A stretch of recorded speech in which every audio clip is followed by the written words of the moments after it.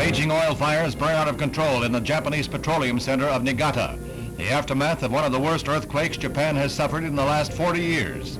The quake hit 11 prefectures or states, leaving nearly 50 dead and hundreds injured. It was the oil fires that caused the most dread, and thousands of houses that withstood the tremors had to be evacuated.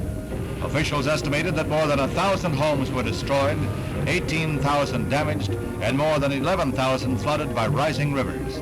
The next day, more earth convulsions caused a wave of panic to sweep the area.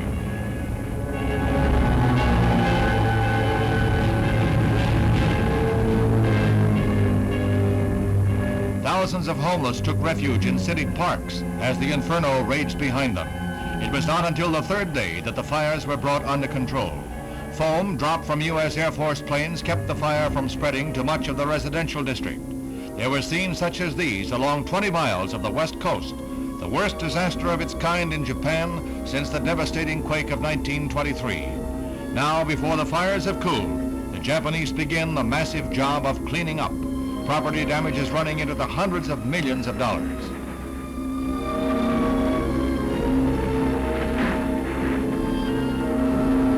People lined up for hours to obtain drinking water and emergency rations of rice and biscuits.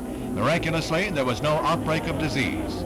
Now, a stricken people begins the long, hard task of rebuilding their shattered city.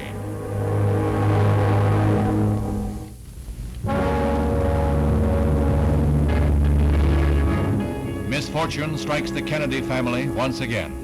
Senator Edward M. Kennedy was seriously injured when his private plane crashed in the woods near Southampton, Massachusetts.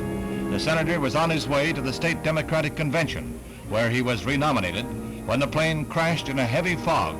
However, despite a broken back, doctors expect Mr. Kennedy to achieve complete recovery within 8 to 10 months. His family, including Attorney General Robert Kennedy, quickly gathered at his bedside, and specialists were flown from Walter Reed Hospital. It was announced that a new canvas frame would be used to speed the senator's recovery, eliminating the need for a plaster cast. Doctors say that it was a miracle that Mr. Kennedy survived the crash.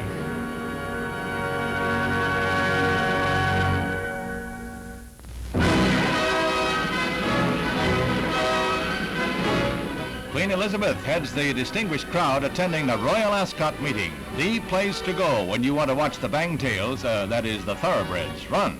They still start from the wire barrier, and the start is still a moment of confusion until they get straightened out.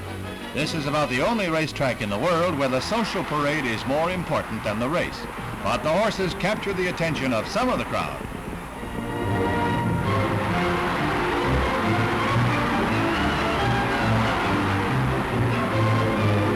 Queen has no horses running today, but it is a royal finish anyway.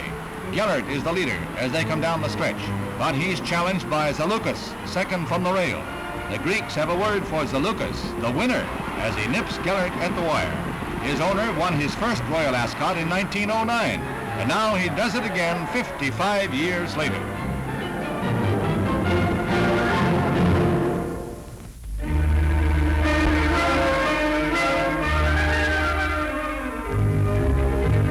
During World War II, there was a battle on the home front, too. The tussle with ration books, tokens, and stamps. Supplies were short, and everything from shoes to gasoline was doled out. No stamps, no soap. Every cut of meat carried a certain point value, and many times stamps were more valuable than money. And rationing proved that the American people had vivid imaginations. The Office of Price Administration was swamped with fantastic tales from people who claimed they faced disaster without an extra allotment of this or that. Headaches were many. Housewives had a problem keeping track of stamps, and businessmen sought clerks and other help in vain. Pity the poor storekeeper when it came time to balance his ration stamp records.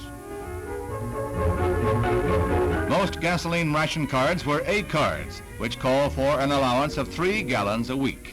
You couldn't go far, but if you did get rolling, you found empty highways. Yes, Virginia, there once was room on city streets.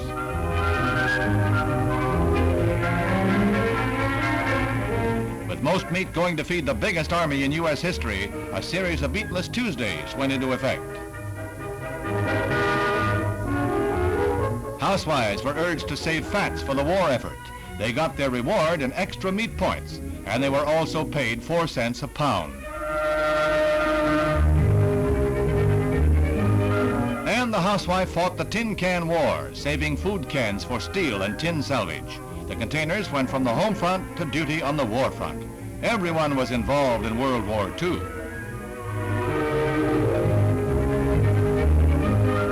Then, with victory, the lid was off. Gasoline flowed once more. It was, ho for the open road, fill her up, let's go to the beach, to the mountains. After we get rid of the ration book, America was back on wheels, and rationing was only a memory.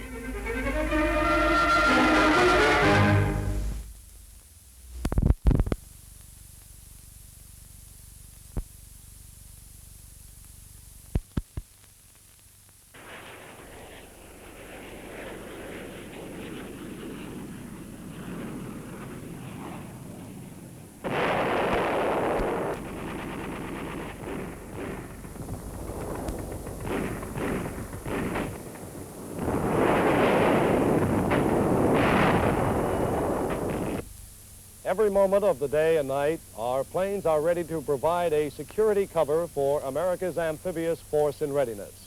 And we, as individuals, are providing another type of security cover. We are buying United States savings bonds from our military pay. Operation security for you can mean simply signing a card like this where you work, or by having your bank set aside money out of your pay each month for a bond a month. Do it today. You'll be helping your family and helping keep America strong.